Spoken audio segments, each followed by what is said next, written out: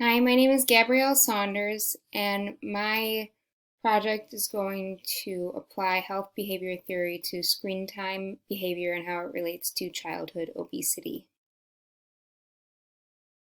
So just to begin with, the population that I focused on was American children, so children under ages of 18, and it's currently estimated by the CDC that children spend 7.5 hours of screen time. So screen time is television, phones, tablets, or computers per day. And so the link between screen time and obesity has been examined using the ecological model, and a lot of different theories have been used to understand and change screen time. But it appears that using the trans-theoretical model of change, or the stages of change, would be most successful in both reducing screen time and reducing childhood obesity as well. So childhood obesity is a problem in many countries, but specifically in the United States, 13.7 million children are currently obese. And there are a lot of social determinants that can influence risk factors such as race or age, but the population has to be kept broad in this case because there's scant literature that actually addresses screen time in relation to specific behavioral theories. So while the population of American children is very broad, it unfortunately can't be avoided to examine behavior on this scale. So obesity trends in the United States, especially among children, are rising. There, however, are several noteworthy risk factors against or that put children at risk for excess screen time and excess obesity for children, especially including bullying, mental health issues, having low self-esteem, issues like depression and anxiety, and consumption of fast foods that are high in calories and low in nutrients. And then again, like I said, sedentary activities like screen time. And then specific sleep patterns, so having less sleep due to screen time. And also just reduced exercise as well.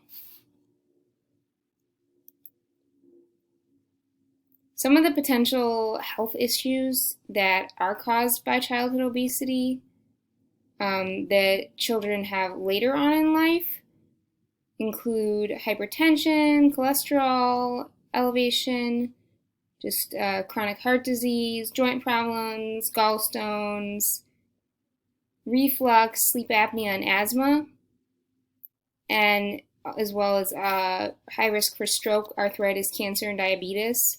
So it's important to target these issues early on in life because the longer children spend an unhealthy weight, the more likely they are to actually have issues in the long term. Screen time in particular is a health behavior linked to obesity. So currently it's recommended that there are less than 2 hours of screen time for children per day, but only 29% of girls and 13% of boys actually comply with this recommendation. And screen time causes a lot of health issues because, in particular, it interrupts sleep, so it causes daytime tiredness, which causes daytime sedentary behavior. And then the commercials shown during television actually are for, these high calorie, low nutrient foods. And children tend to actually eat more while watching TV, so screen time, this is how it actually ends up causing increased obesity. One study showed that children who didn't comply with screen time actually were way more likely to be overweight or obese. And there are several social determinants of health that can influence obesity and screen time as well, and especially the one of being low socioeconomic status. So those who are of low socioeconomic status are more likely to be obese. And obesity rates are lowest for those who make the most money and have the most educated heads of household.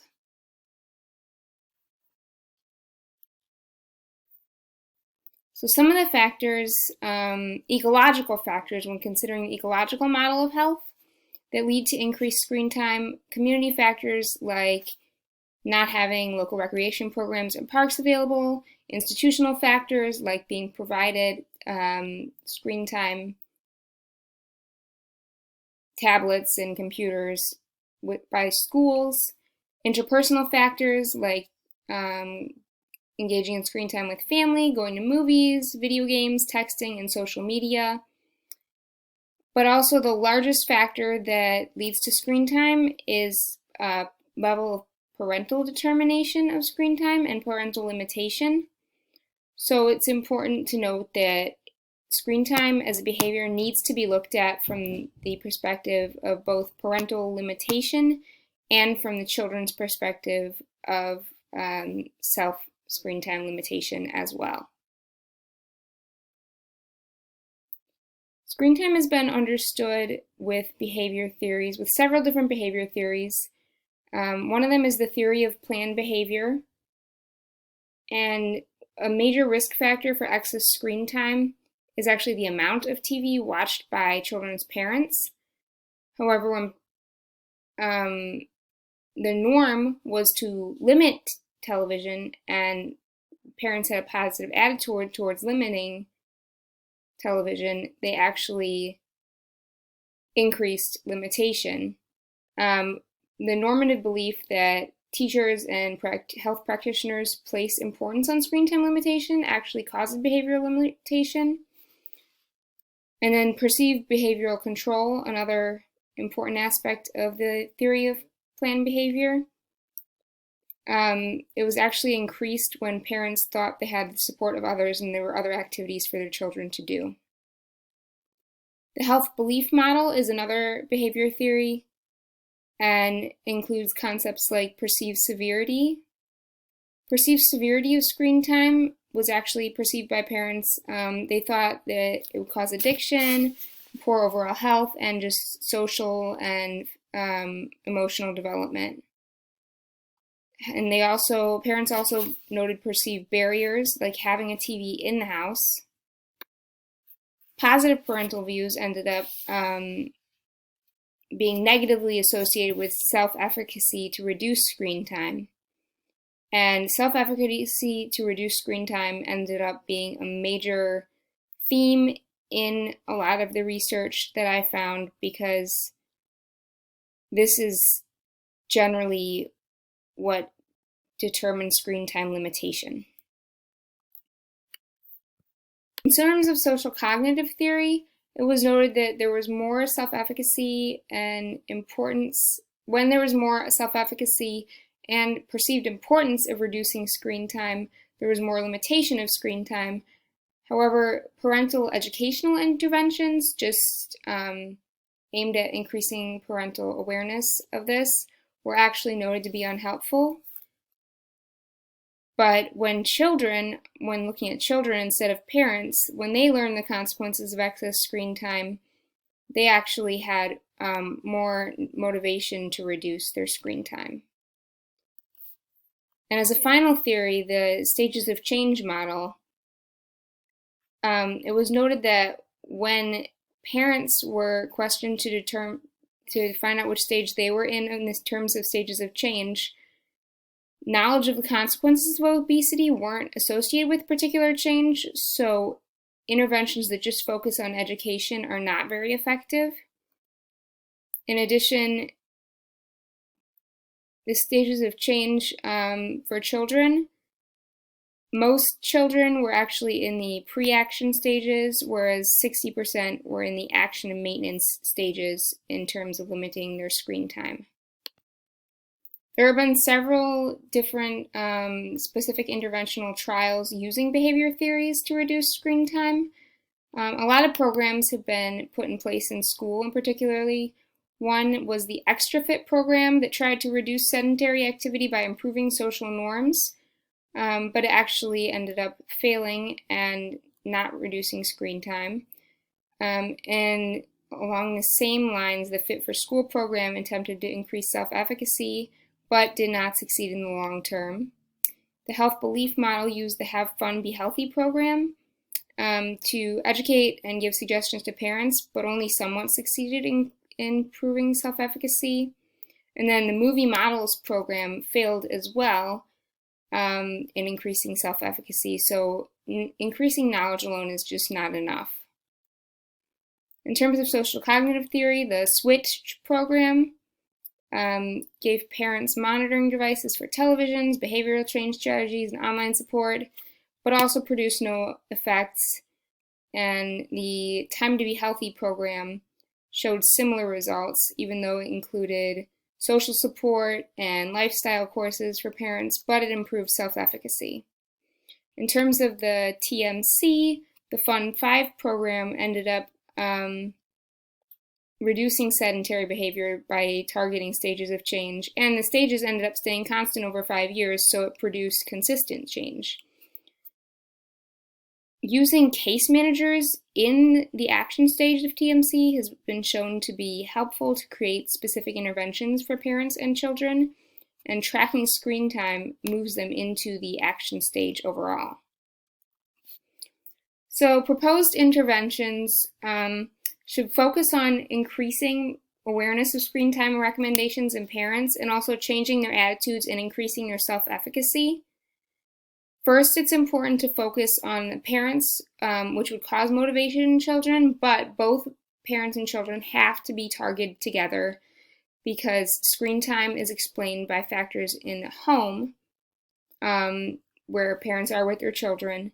So it's okay to do school programs, but school programs are just not enough alone. The key to intervention is to increase parental knowledge and self-efficacy. Ultimately, the trans-theoretical model of change should be used, but also to include social and ecological factors as well. There are several key steps of intervention. First, like I said, the most important one is to educate parents about screen time risks and also to improve their self-efficacy to limit screen time by giving them strategies. That'll put parents into the contemplation stage where they consider how they can reduce screen time. And then the action stage, that's when parents should be linked with case managers for specific interventions. Now, a lot of the previous interventions did not succeed in the long term, so it's crucial to focus on the maintenance stage. And in the maintenance stage, that's where the social constructs come into play. So after parents change the home environment, children should be included into the TMC, and they should be encouraged to change for themselves. And then in the maintenance stage, social groups that reduce sedentary behavior, like sports teams and sports groups, and just planned sporting events should be implemented. And then also the social media should be used to connect parents and children in a positive way in order to have a more collaborative effort to reduce screen time. Several cultural and ethical concerns should be noted, just that cultures have different primary uses for screen times, so limitation of screen time should be considered on a cultural basis, and it should be limited based on what the screen time is used for. Also, some of those who do not have financial means, it is not, screen time limitation would not be a priority.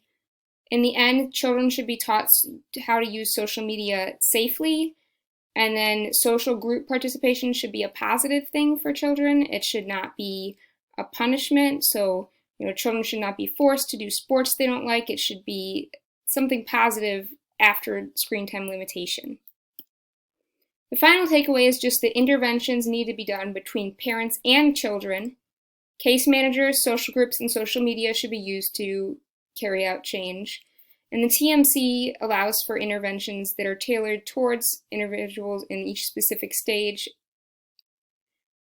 Overall, screen time can be used to reduce childhood obesity, and reducing screen time can reduce obesity and improve health as well.